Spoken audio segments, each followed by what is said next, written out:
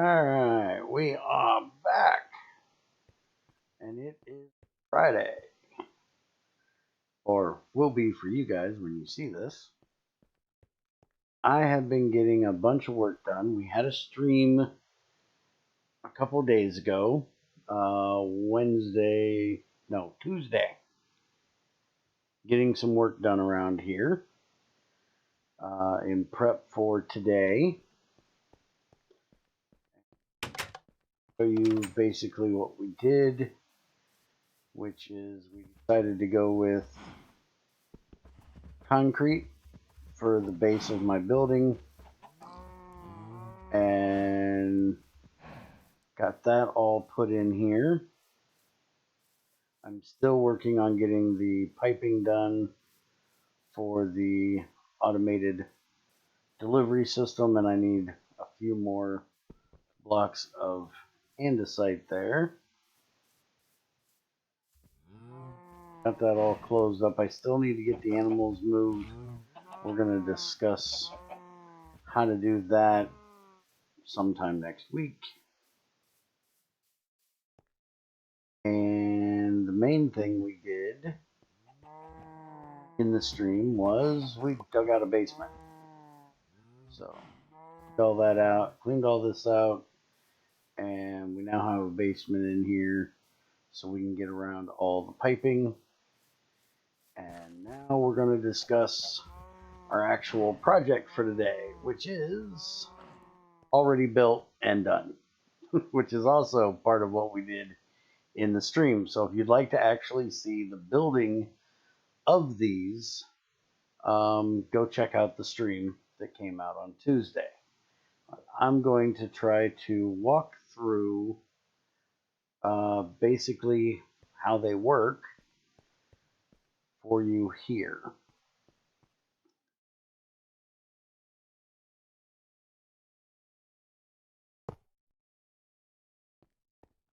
Still working on getting everything hooked up around here. So basically what we have is a magnetite / black sand to iron making system here, which all drains into that chest right there. Eventually there'll be a pipe that connects all three of these. All the material up for me, but it makes plates and ingots. I have 2-to-1 for plates, and basically what you do is you put 7 magnetite back here, and you put 6 coke nuggets in this side. And if you look, you'll see it says emits exact stack size of 6. This one is 7. This one is just plain. Now let me explain just to make sure you guys understand here exactly how you change that stuff. So the two things you're going to need is a screwdriver and a monkey wrench. So if you monkey wrench one, it will say emits up to 1 stack, emits up to 64 items. Now, this emits the visible stack size of 1, but if we have it on the stack size, then it's going to be emit exact stack size of 1. So you want to monkey wrench it to stack size, and then you want to do the screwdriver to set it to whichever one you want. So for over there, it's 6 and 7. Remember correctly, without looking at the tooltip, there we go. Clear it with a soft hammer. If I mess it up and I just want it back to vanilla, or vanilla Greg, I guess. But that's how you set them. Now, what we have on the iron one is a weightometer. An itemometer does not work on a crucible. We tested that. A weightometer. It does not really matter which one it is because we just want equals 0. And the cheapest one is the lightweight because it only takes a wooden pressure plate instead of a stone, an iron, a gold, whatever. So lightweightometer set to 0, and you do that with a screwdriver here on this symbol and just set it to equals, and then red alloy wire coming out with a redstone torch going towards both of the hoppers. That will essentially turn them off until they're ready to drop something. Now, right now, there is nothing in there, so they are not turned on, so they can drop something because they're getting a redstone signal. Then we have a thermometer set to 2400 on the front, which is going through this redstone down into the basement. That is going to our piston that turns it off. So that will raise the block and shut it off. And we're doing all liquid fuels, so they turn off almost instantly, especially since we're running creosote. And we ran all of this yesterday through it, and it works perfectly. Then our next setup, oh, hold on. And you also need to have your monkey wrench for your molds, because you need to click here and tell it to auto input to on, and then your hoppers underneath to collect what it pulls out. And like I said, we let this run for probably 3 hours yesterday, maybe. It's very slow because I'm using bronze. It takes a little while to get through, all of that, but it's completely safe. You don't have to worry about blowing anything up, and it'll automatically turn off when it's completely done. Then we have the steel maker. This will turn our iron into steel. This one is a little different, as we have to have 3 repeaters.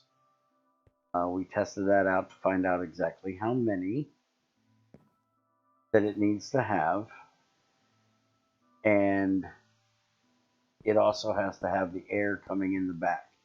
As you can see, there is something in there that is iron.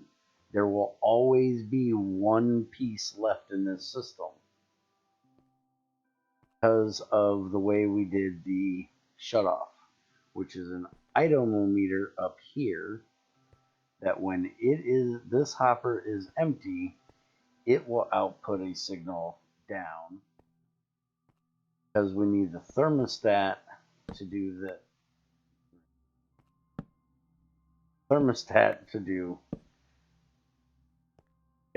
pouring, because you cannot do this one just on auto pour. This one has to be set to auto pour and on a redstone signal. If you just did it on auto pour, it would pour it at iron rather than at steel. Iron is 1811, steel needs 2046.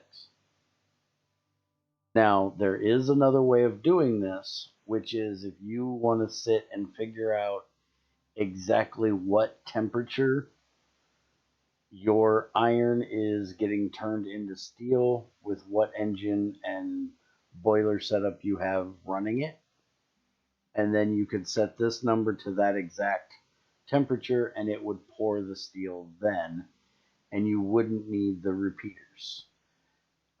What the repeaters are doing are allowing the iron to consume one unit of air to turn 1 nugget of iron into steel, and then it will make it, then it will not pour until all 9 nuggets are turned into steel, and then you'll get your plate out.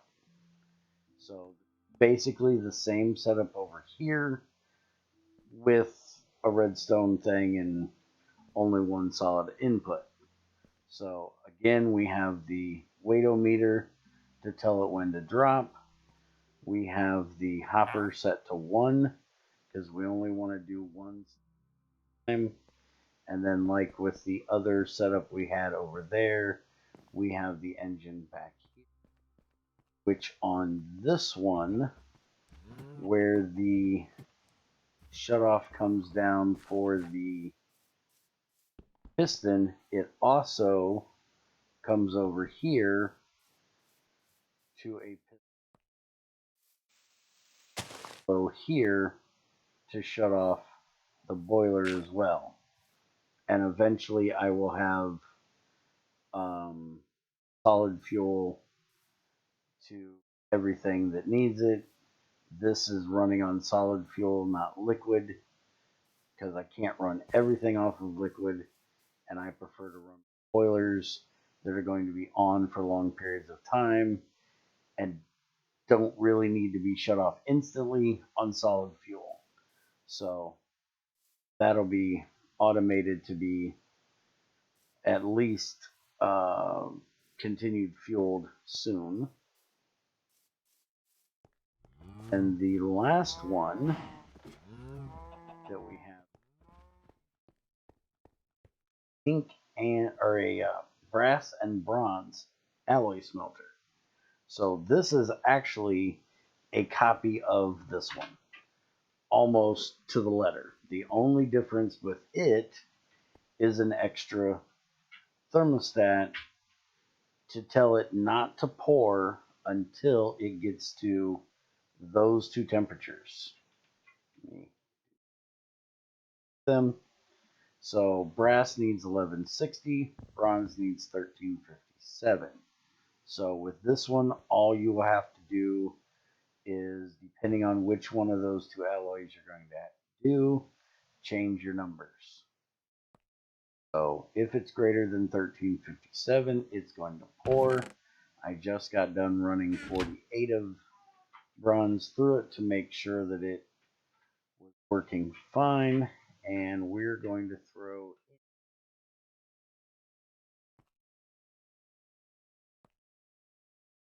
back. So we're going to throw 14 there. And one of them is always going to fall in. You have to preload if you want it to work. What we're going to do, rather than preloading it, and this is the same with the iron one as well, you will always have one fall in. With the iron one, I will preload this hopper, but for this one, since I have one thing coming out, that's perfectly fine to just let it drop and then pop it out.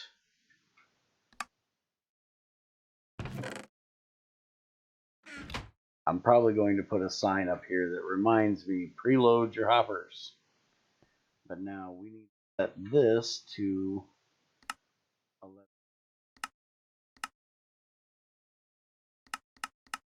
Done. Button. There we go. 1160 for brass. So now this is going to cook us up about a stack of brass. And with this one, I had to use multiple crossings to be able to get the alloy out far enough because of the need of the extra thermostat. But it has the same shutoff. That's the shutoff for the piston. That's the weightometer that goes to the hoppers to tell them if and when they're supposed to do what they're supposed to do. Now we'll keep an eye on this for just a second. It will change to brass. It will pour 2, and then it will pour 2 more. But it's quick enough that it won't get to an over temperature or burn anything up. And you will notice that on this one, I only have it going up to 1700 instead of 2400, because 1700 is enough that both of, or all 4 of the bronze plates will come out before it hits that. And I'm not wasting fuel going all the way up to 2400. So there's our first 2, there's our second, and in drop the next. And that's exactly how it works. And it will reliably, as long as you put the right amounts in here. And if for some reason you don't, it's not that big a deal, because it will just shut off when it gets to the max temperature. So I get 1700. Now there is an issue with zinc, as it will actually boil at 1180.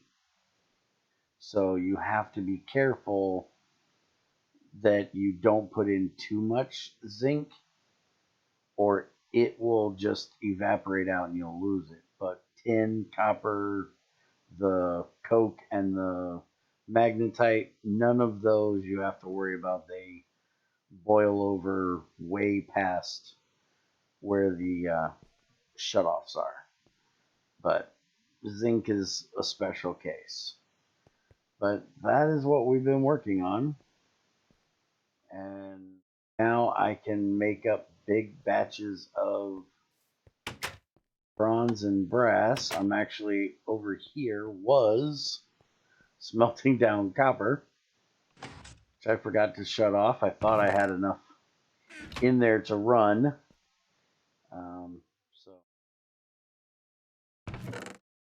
But I'm smelting down copper there so I can get more done. I've been running the sluice and the crusher and the actually managed to get over a stack of. I've got all of this waiting to be washed.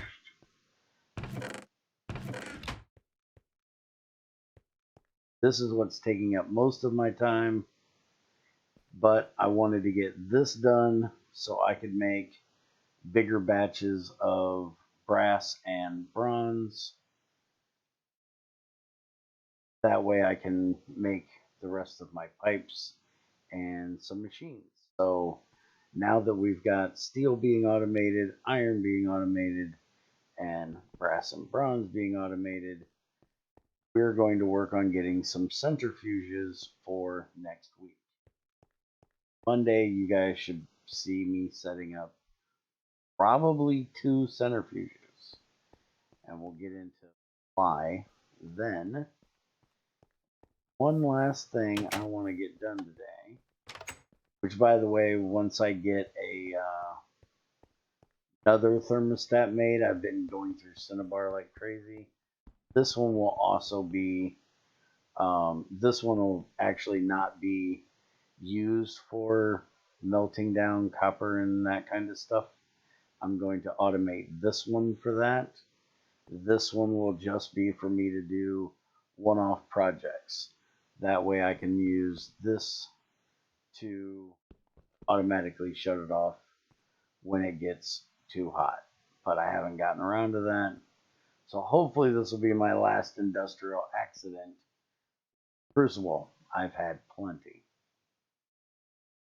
Kind of wasteful, but it happens. It's early game. So now we are going to make a foil shape for our low heat extruder.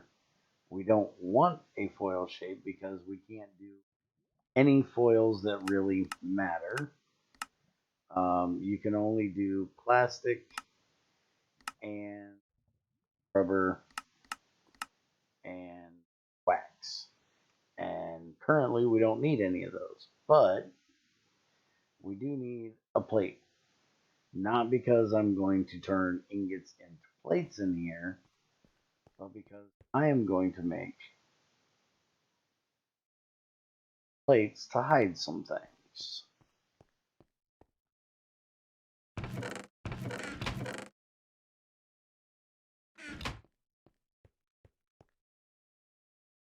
Hopefully this is low enough to work. I haven't actually tested this out. Low heat extruder. Perfect. All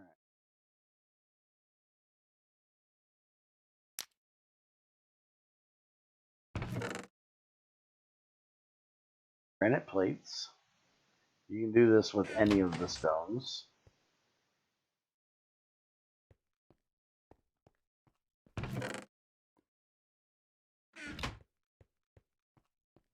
This pipe back here is annoying the hell out of me. So we're going to pop that right there. And then we're going to chisel. Now you can't even tell it's there.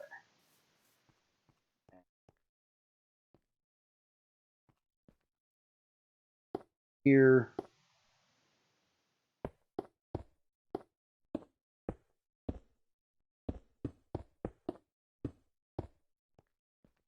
Now my walls look a little better. Also, what we can do, marble here. Get in here. I should have done this before. I'm wasting matches. But I've got a whole vein down there, so not really worth it.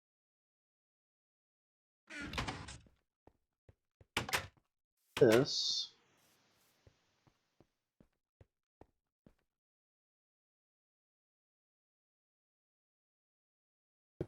that way. Nope, we need the other one. Bar off. So we need this top. There we go. And that will not block the signal. So you don't have to worry about the signal not being able to get through. Plates do not do that anymore. We can also hide there and go. Now it doesn't look so horrible.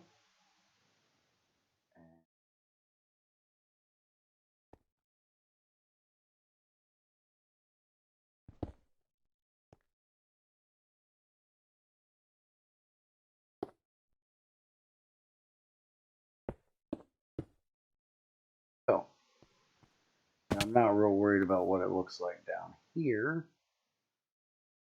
Bother with putting one. But I want it to look nice up here, so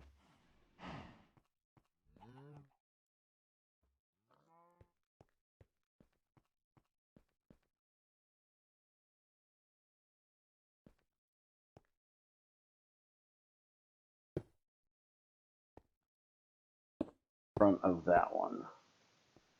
But that's the idea. I can also do them for these pipes. I can put them on the L, which I will go later.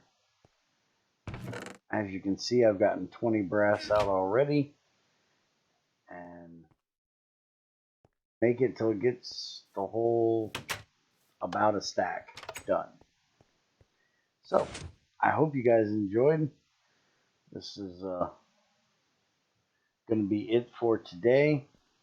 I'm going to spend the weekend getting stuff ready for the centrifuges. I will probably do another preparation stream